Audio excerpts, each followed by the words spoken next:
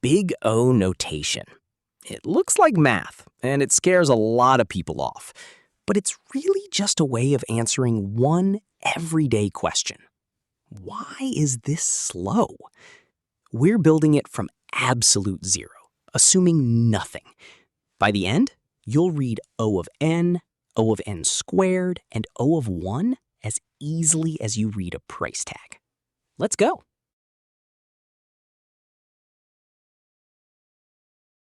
So here's the whole idea in one sentence. Big O describes how the work an algorithm does grows as the input gets bigger. That's it. The key word is grows. We don't care how many seconds something takes. Seconds depend on your laptop, the weather, what else is running. Instead, we count steps. And we ask, if the input doubles, what happens to the work? Does it stay flat, double, or blow up? That shape is what Big O captures. Why not just time it with a stopwatch? Because a stopwatch lies. Run the same program on a faster computer and every time gets smaller. But that didn't fix anything. A slow idea is still slow. You just hid it behind better hardware.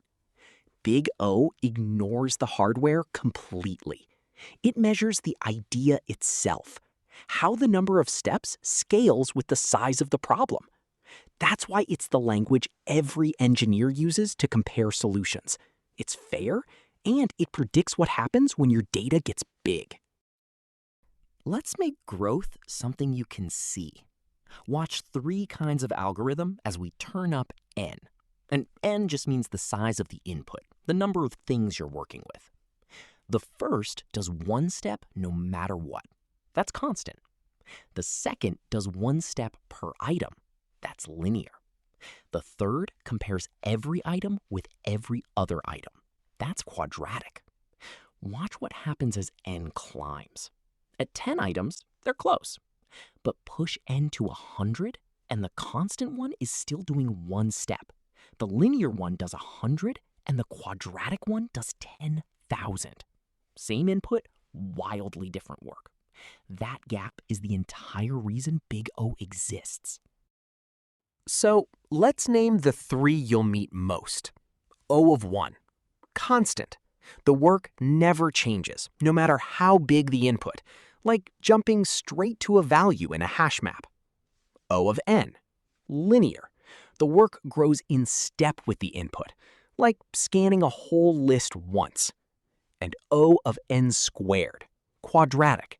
The work grows like the size squared, like comparing every item against every other one with a loop inside a loop. Look at the table. At n equals 1,000, constant is still one step. Linear is 1,000, and quadratic is 1,000,000. That's the difference between instant and frozen. Here's the famil on one chart. Down low and flat is O of 1, constant. It doesn't care about n. Just above it, O of log n. It grows, but incredibly slowly. That's what having the problem each step buys you, like binary search. Then O of n, a straight line. Then O of n log n, the speed of a good sort. And shooting up the side, O of n squared, the curve we always try to escape. The lower and flatter your line sits on this chart, the better your algorithm scales. That single picture is the mental model. Keep it in your head.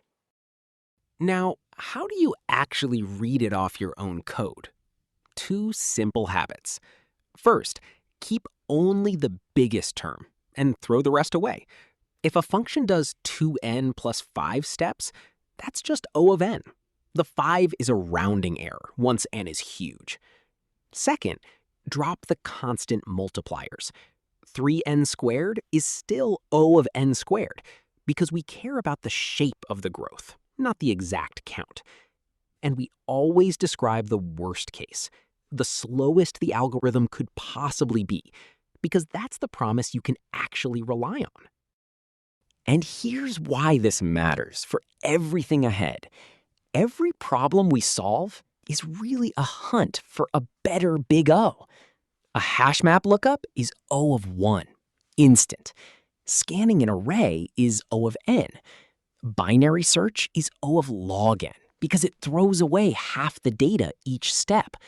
A good sort is O of n log n. And the brute force version of twosum, checking every pair, is O of n squared, which is exactly the trap a hash map lets us escape. When you hear us say we took something from n squared down to n, this is the scale we're talking about. Quick recap. 1. Big O describes how the work grows as the input grows. It's about the shape, not the seconds. 2. The ones you'll see constantly are O of 1, O of log n, O of n log n, and O of n squared. Lower and flatter is better. 3. To read it, keep the biggest term and drop the rest. Learn this language once, and every single problem after this gets easier to judge. That's the whole point. Understand it, don't memorize it.